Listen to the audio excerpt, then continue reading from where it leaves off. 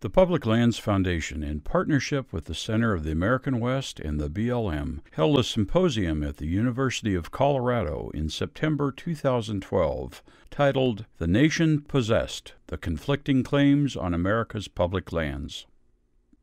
Walter Echohawk is a member of the Pawnee tribe, tribal judge, attorney, author, activist, and law professor. He has a rich and diverse background spanning human rights, cultural protection, the arts, litigation, justice, and education. You are now going to hear Walter Echohawk in a live and thought-provoking presentation sharing his perspectives on Native American issues regarding the past, the present, and looking toward the future. We are gathered here today and in the coming days to have a discourse on America's public lands. And what could be more important to us as the American people, our history, our identity, and who we are as a people, and what we might be as a people, than our relationship to the land, and including our public land. And it is our purpose here to commemorate 200 years since the opening of the General Land Office, the GLO, and its realm of public land surveyors and its process in disposing of the public lands, and also to mark that watershed statute, the Homestead Act, 150 years later. Finally, we will be discussing in the coming days ideas about the future of our public domain. And it's my task to attempt to shed a Native American perspective on all of the above. I'm very glad to do that because the Native American perspective on the taking and use and disposition of their lands is almost never told in American history. And so I'm going to try to share that with you today in my talk. I know you probably never learned it in your public education or in public media. And what I'm going to try to do to share the Native American perspective on the taking, obtaining, use, disposition, and the future of our public domain is to try to do so through the lens of colonialism. I think that furnishes a useful construct in which to view the Native American experience in the subject at hand. And as we will see through the history of the disposition of the public domain, a very common story found in colonialism. That is the dispossession of the natives and what to do about the colonized peoples in colonies around the world. And how the different colonies and settler states acquired their lands and disposed of them. I think this is a universal experience of humanity around the world. I think that the Native American experience here is a shared experience with the non-indigenous peoples in terms of this experience of colonialism. And we tend to, in our nation, to glorify the American history, to glorify our past, to glorify the frontier history, and at the same time to overlook or gloss over or minimize the Native American experience in American history. And I think that if we look at the official histories of the land managing agencies, we see very good examples of this glorification on the one hand and overlooking the Native people on the other, in the written history of our land agencies. And I think this subject is rather difficult to confront and to have a dialogue about it, because we have to necessarily look at the dark side of manifest destiny, perhaps some of the missteps in American history that tend to impugn the self-image, the way that we look at ourselves and our history, some of our core values, and even the legitimacy of our nation comes to the fore in our historical treatment of the Native peoples of the United States. And it causes us to realize that we have feet of clay, that we may not be pure as the driven snow, or the most exceptional people on the planet, but rather we have a rather ordinary legacy. And we do have feet of clay. We have experienced the nation-building problems in the course of American history. We have our core values of equality, of human rights, inalienable liberties that all peoples have by virtue of being a human being. And we've gone to war to protect these core values, not only here at home and abroad, something we can be very proud of, in American history. But we all know that we have not always lived up to these core values from time to time in American history. We've taken these torturous detours seen in the institution of slavery, the legacy of conquest of Native peoples, the rights of women, the rights of other minorities, etc. But in each instance, our core values have impelled us as the American people to self-correct. And so we can look at the Native American legacy here and take heart that maybe we do have feet of clay, but we have a rather common experience here in this taking of native lands that I want to talk about. So I'm going to use this legacy of colonialism to look at these subjects through that lens of colonialism. I think it's a universal lens, a wide human experience. And then finally, I want to talk about the future of the public domain.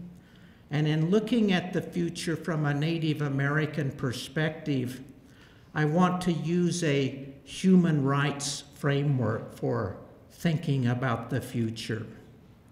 So what I'm going to do in the time that I have available up here is to give a Native American perspective then on the acquisition and disposition of the public domain.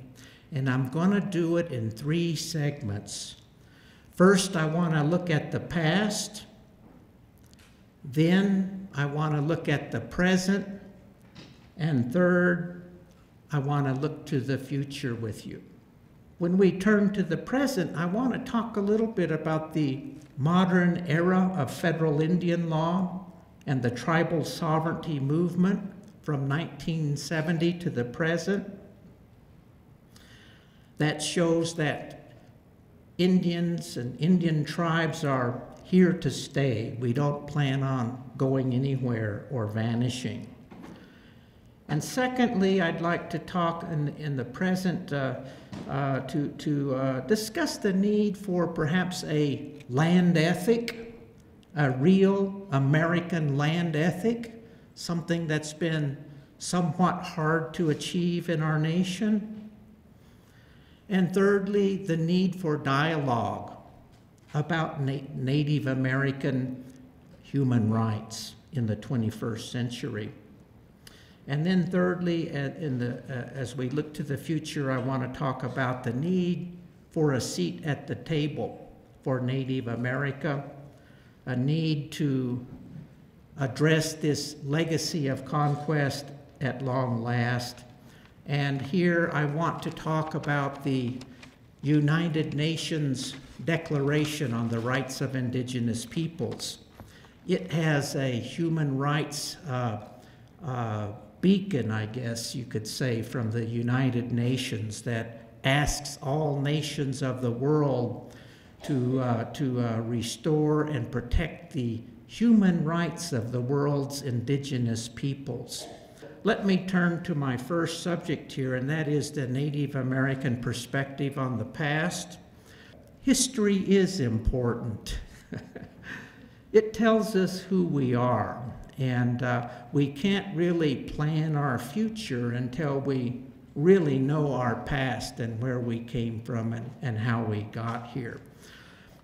And as I mentioned earlier, we tend to glorify American history in our school books and the mass media. And when we look in the mirror, we as the American people do see a glorified frontier past, you know, with our pioneers and our settlers and our cowboys making their way across the landscape.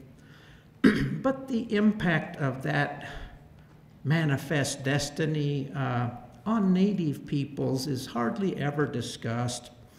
It's referenced obliquely sometimes and through the use most often in stereotypes. And as I mentioned, a lot of the histories of our land agencies are nearly completely ignore Native Americans in the histories of their agencies, and would have us believe that this was essentially a vacant continent that the United States purchased from Britain and France and bought from Russia, purchased from Spain or acquired from Mexico. And at most, these histories would give us oblique references to Indian troubles or the Indian problem, attacking the GLO land surveyors and so forth.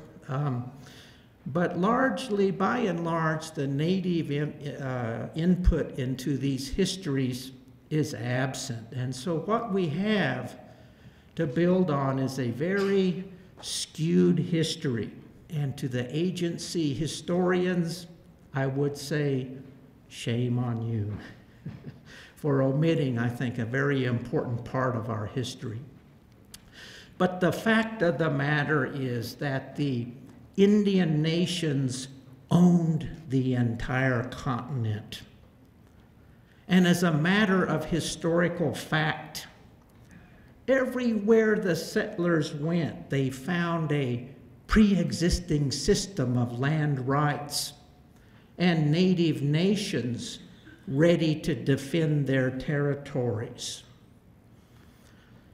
And the paramount goal, or the paramount challenge of our young republic, was to wrest the land away from the natives, no matter what the cost. And as the U.S. Supreme Court has written, the goal of the whites in America was to occupy the land. And machinery was set in motion to dispossess the native peoples. And there's no escaping the dark side of manifest destiny, because it took a terrible toll on the native peoples. The American Indians, the Alaska Natives, the native Hawaiians, that's seen in two salient facts. One is population loss, and the second is land loss.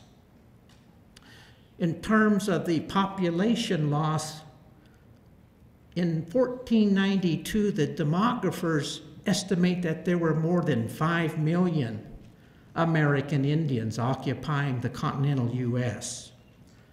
By 1900, that population imploded to 250,000, which meant a 1.5 million loss of peoples per century, one of the largest population implosions ever witnessed in the history of the world. And humanity has always had these mass die-offs. In Europe, in the Dark Ages, 40% of the population died from plagues and famine, disease and warfare.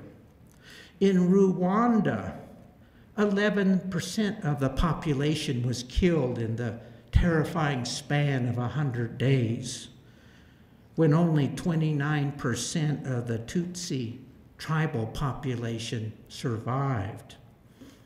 And in World War II, only 37% of the Jewish population survived the Holocaust in Europe. But in America, the statistics I just gave you show that only 5% of the American Indians survived their encounter with manifest destiny. And among my Pawnee people, the statistics show a mere 2.3 survival rate by the year 1900. What caused this population, this mass death rate, the staggering loss of life? Historians and demographers have come up with 6 causes: warfare, disease, taking the children from native people and placing them in non-Indian environments, removal of the tribes from their lands and their widespread disposition of their lands, habitat destruction of indigenous habitat. We saw that in the destruction of the Great Plains here, the buffalo herds, the wolves. We're seeing it today in the decimation of the salmon.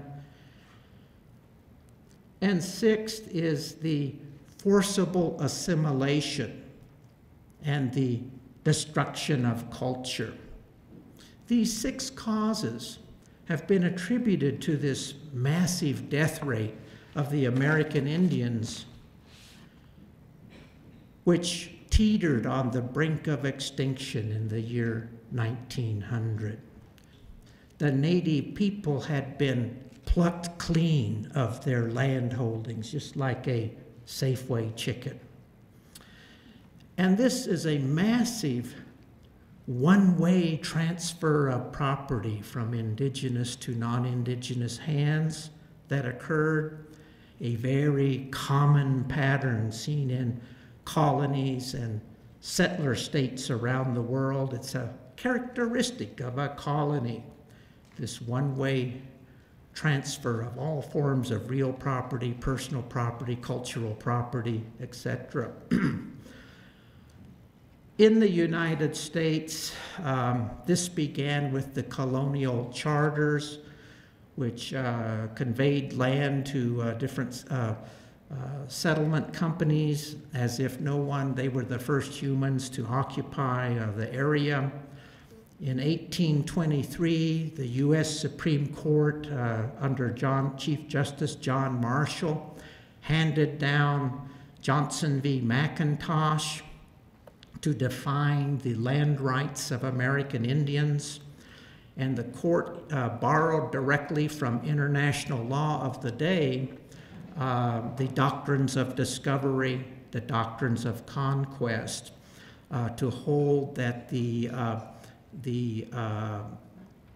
discovery of the continent by European sailors operated legally to transfer legal title to the land from the Indian nations to the kingdoms of Europe, and hence on to the United States as the successor in interest. So that decision, which is still the law of the land today, converted the Indian nation landowners, from landowners to tenants of the government with a mere right of Aboriginal occupancy that could be terminated at the whim of the government through purchase or conquest.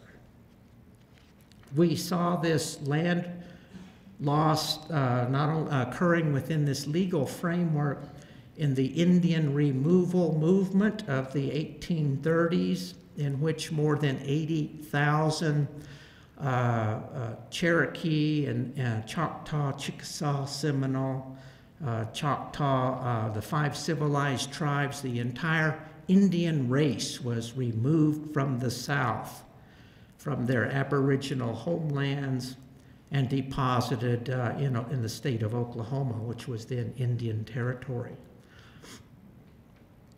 The land loss was facilitated by more than 40 wars fought between the United States government and various Indian nations or confederacies from 1776 to 1890, more than a 100-year war in which our land was one vast theater of war.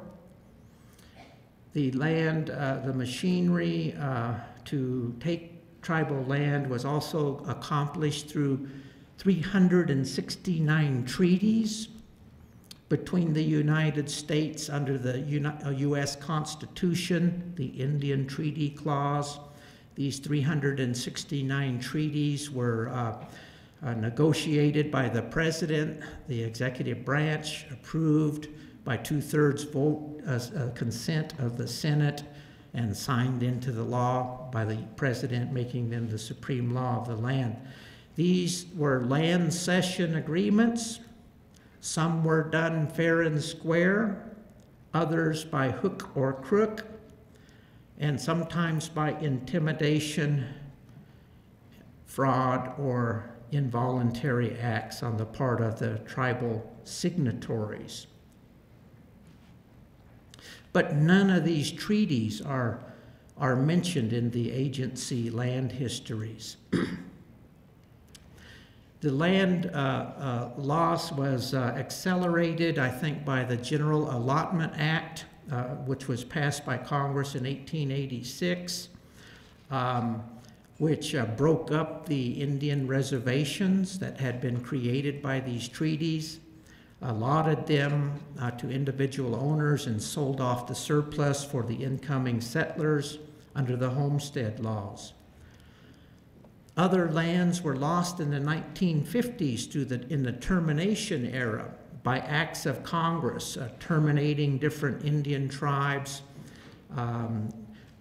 liquidating their lands and their resources, and cutting off the political relationship. And yet other lands were acquired by executive orders and other statutes, such as those creating the Tongass National Forest, which was done by an executive order right in the homeland of the Tlingit Indians. So this constituted the framework for acquiring Indian lands on the behalf of the General Land Office. That's how it was done, folks. We've had a history, a real history that affects living people, and this has resulted in acute human suffering brought about by traumatic events such as war, famine, disease, unexpected death, that our human beings have experienced from the beginning of time. But it has a name given to it by social science researchers and mental health researchers, and it's called post-traumatic stress disorder. And it's been subcategorized in the Native American communities today as post-colonial stress disorder, or historical trauma, or historical unresolved grief. And it's been documented to be handed down to the offspring of the survivor populations to present-day communities by intergenerational transfers, The indicia seen in tribal communities today include the highest rate of violent crime in our country. 1 in 3 Native women will be raped. Their cultural remnants under assault, high dropout rates, low life expectancy, and on and on and on and on. And as we look to the future here, there are 2 major factors that I would hope they would bear in mind as they look to the future for us. The first is the need for a land ethic, an American land ethic. The way we look at the land says much about us as a people and our innermost character. A land ethic has been very hard to achieve in our nation. In 1948, Aldo Leopold, the father of American wildlife management, lamented by saying, "As yet we have no ethic for dealing with the land and the animals and plants that comprise the land." And he called upon our nation to decolonize the way that we look at the land and to develop an ethic for comporting ourselves to the natural world. But yet, his vision didn't really take root in the 20th century, did it? We had some conservation statutes that passed, I think, that showed society has changed the way it's thinking a little bit, but old habits die hard. Secondly, we got a religious problem here. Our laws and our policies tell us nothing is sacred. They've taken the sacred out of the natural world, and you rely on science to give you some sort of a moral compass in your land use decisions. But science can't see the great spirit, and it can't look beyond that great beyond, and it can't tell us what our spiritual relationship to these animals and plants, our relatives, are. We got to find a way to bring the sacred back into the discourse.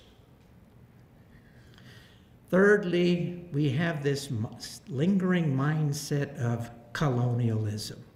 We still look at the land through the eyes of a colonist for its economic value only. That has to be confronted and discarded, because you can't build a land ethic on a foundation of colonialism. It's too hard on the land and the native people that live in the natural world. The fourth problem is a problem of leadership. Who will lead? You would think it would be our agencies. They're the stewards. They're held to a higher standard of knowledge, but they're hamstrung with pork conflicts of interest. But I think we need to find true leadership here, and we got to bring in the indigenous perspective. My last point is that in the future, our land managers, no matter what you do with your public domain, at least make sure it doesn't violate these UN standards. Any disposition or use of the public domain, it seems to me, should comport with the United Nations Declaration on the Rights of Indigenous Peoples. This was approved by the General Assembly in the year 2007, after 30 years in the making through transparent processes in the established UN channels. It sets out very comprehensive standards for ensuring the survival, dignity, and well-being of the world's indigenous peoples, including Native Americans. It's a very landmark document. The United States finally endorsed it in the year 2010. President Obama endorsed it on December 16. So today our nation stands at the foot of a big mountain to implement these standards into our domestic law and policy and public lands management. And I think that's the challenge of our next generation. This document, if you haven't read it, has a lot of articles that deal with indigenous interests in the public domain. Land, habitat, traditional medicines, conservation of important plants and animals, indigenous land rights, to strengthen indigenous spiritual relations to the land, to protect religious places in your stewardship, to conserve and provide environmental protection for the productive carrying capacity of tribal areas, to protect indigenous knowledge. All of these things should be factored into our continued stewardship of these federal lands. And they lead one to ask, shouldn't BLM just give it back to the tribal peoples? Some of these standards might suggest that would be the right thing to do in appropriate instances. Co-management with tribal land stewards, but at least get a land ethic if you can.